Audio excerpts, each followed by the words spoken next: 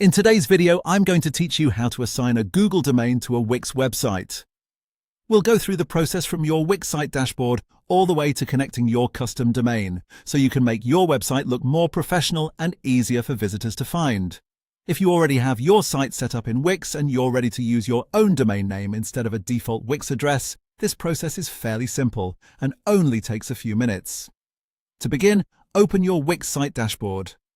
This is the main control area where you manage your website settings, design and business tools. Once you're on the dashboard, look for the Setup section. This area is designed to help you complete the important steps needed to launch and customize your site. Inside the Setup section, you'll find an option to connect a custom domain.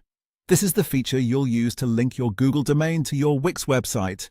Go ahead and select that option. When prompted, enter your Google domain name carefully. Make sure the spelling is correct, since even a small typo can prevent the domain from connecting properly.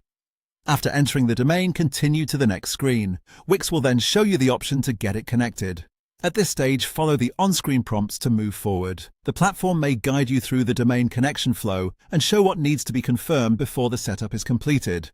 Next, proceed through the necessary purchase details.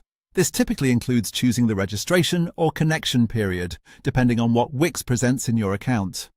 Take a moment to review the options carefully so you understand the term you're selecting. After that, you'll move on to the payment section, where you can enter your billing information and finalize the process. Once the payment details are completed and submitted, that's it. Your domain connection setup will be in progress. Keep in mind that domain changes do not always happen instantly. In some cases, it may take a little time for the domain to fully connect and start pointing to your Wix website, so don't worry if it doesn't update right away.